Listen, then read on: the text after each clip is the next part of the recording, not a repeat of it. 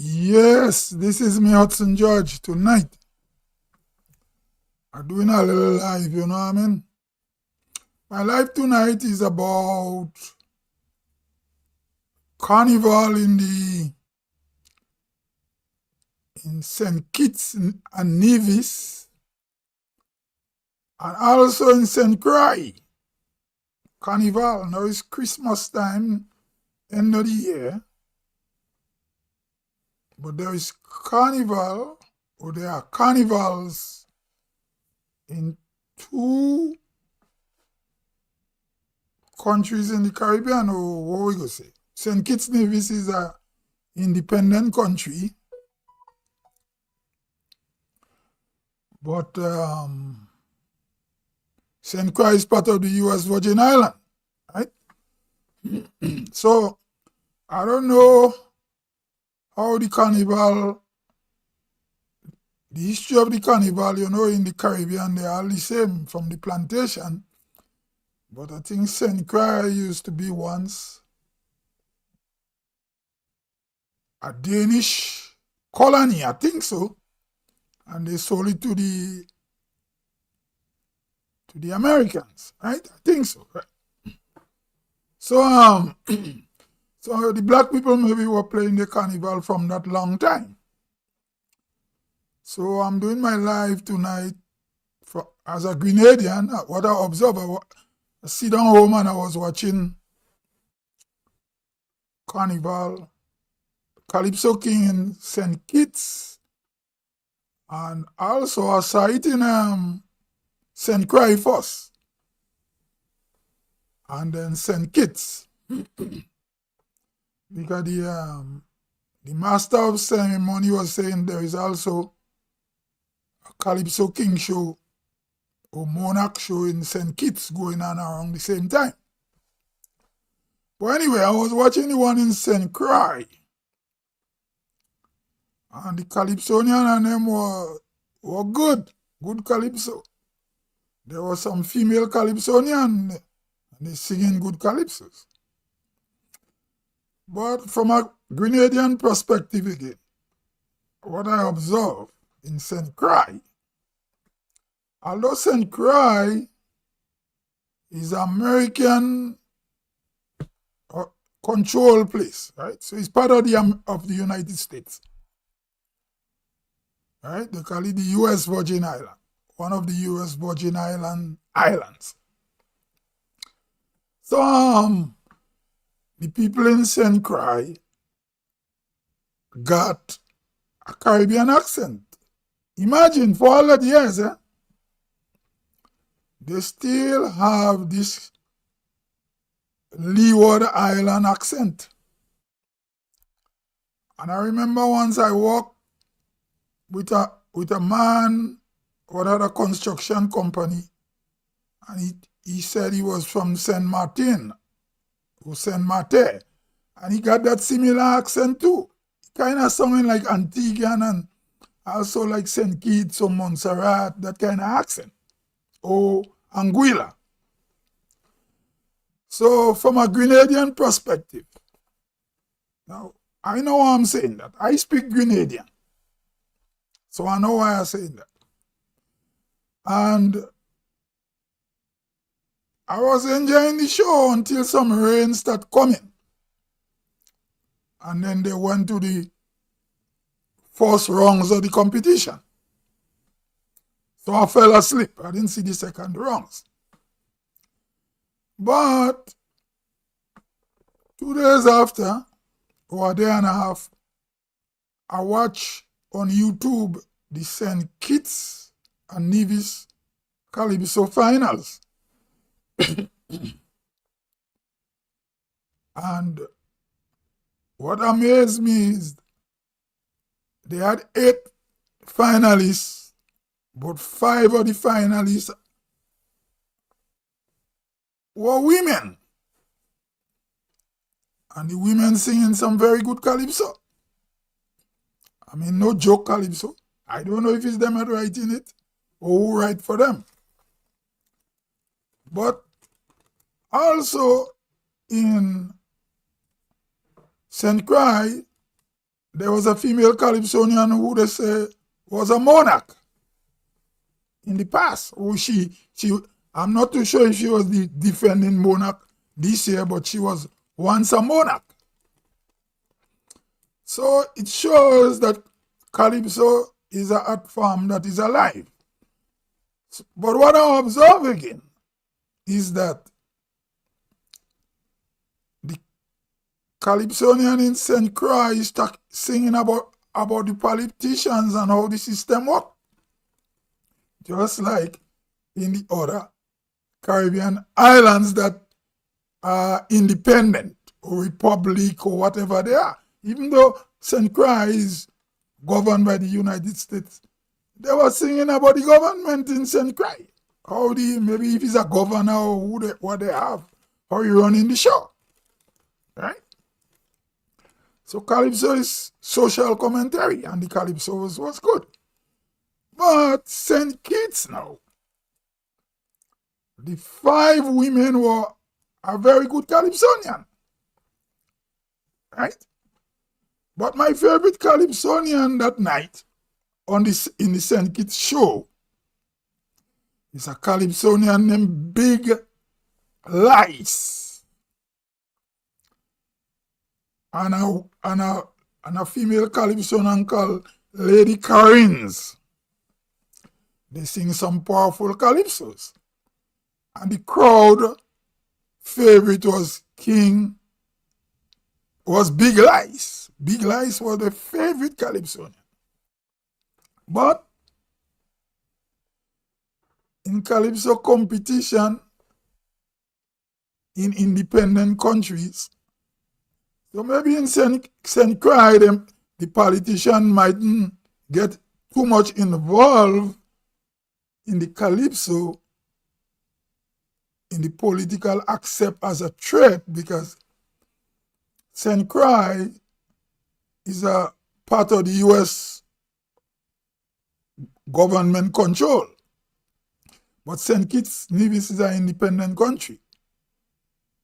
And you know, the culture of mini dictatorship in all these Caribbean or CARICOM countries, the culture of dictatorship and control is there. So I watched the show and I thought Big Lice would be the winner, but Big Lice ended up the first runner-up. So that means he came second. And our other young man won. But what I observe again, when they give the results of the competition, the majority of people didn't celebrate. They sit down.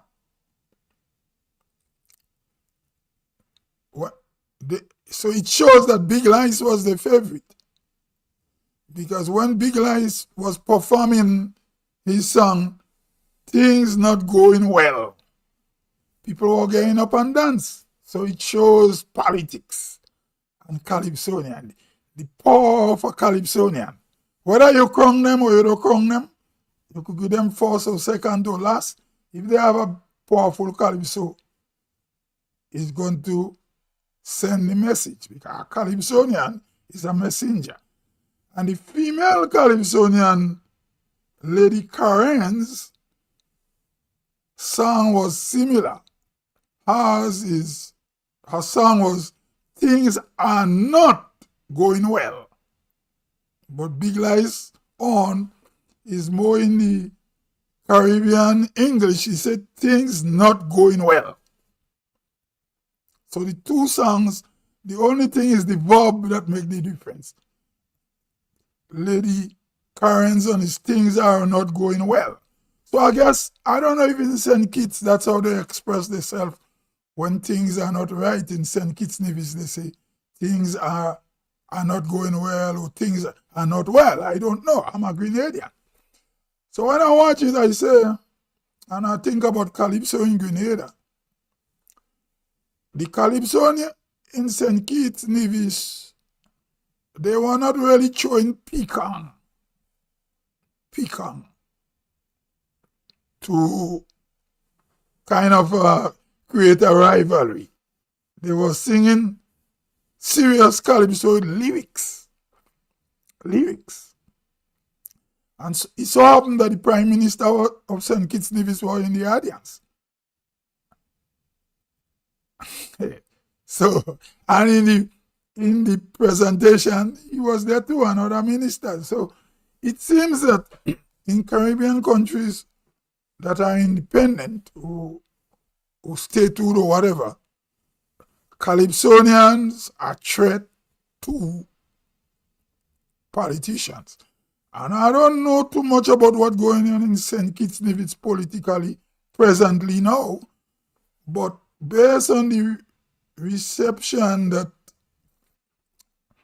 Big Lice had gotten from the audience, it seems that he touching the ruling party nerve with his commentary.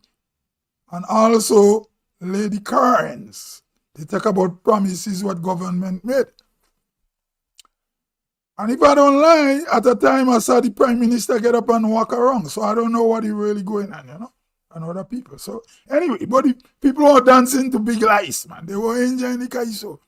The Calypso get them moving. So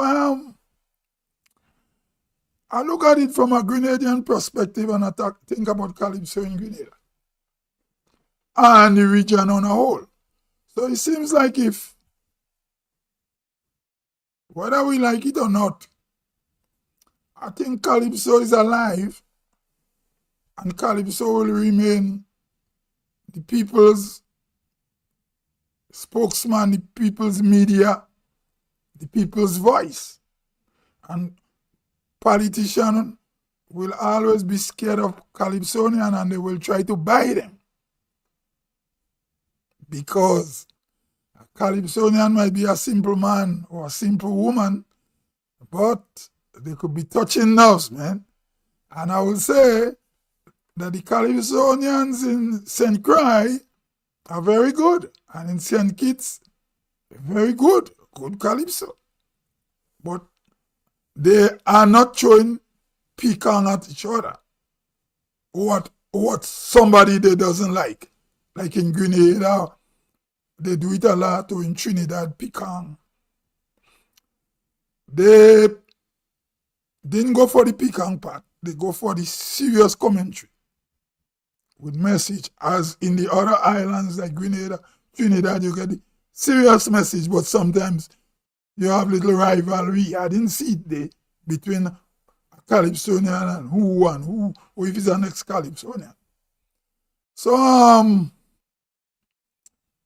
also Calypso, the Calypso competition I saw show me that the region is connected from an African point of view, because Calypso is still the closest music that ties us to Africa.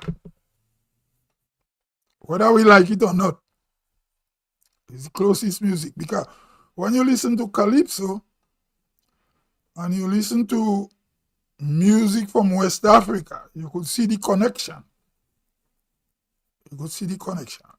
And whatever other music we have in the region, in the music you could tell Calypso is the mother of all this music. Whether they go to sell $1 million record or people dancing them all over the world, but the roots of Caribbean music is Calypso. Whether it's in English or French or whatever language, because they say Calypso was first sung in the Caribbean in French, in the islands that speak French, right? So Calypsonians are powerful people. So from another perspective, I ask myself, why so many women in St. Kitts and Nevis are singing Calypso? Because out of the 8 contestants, 5 of the contestants are women. And the defending monarch was a woman. So, and I think she was the 3rd runner-up. this time. Although when I watched the competition, she was not my favorite. I was saying Lady Karen's will be the third runner-up, and Big Light or second, and maybe Big Lights will be the winner. But anyway, the price they pay the Calypsonian in St. Kitts and Nevis is kind of small to compare with Grenada, with Trinidad and Tobago and Grenada and Barbados and the other Windward Islands and maybe Antigua pay more too. Maybe they should pay the Calypsonian in St. Kitts more money, because the Calypsonians in St. Kitts Nevis are very, very good Calypsonian. And the music is good and everything, you know. The crowd was good. They were listening attentively. And also the St. Croix too.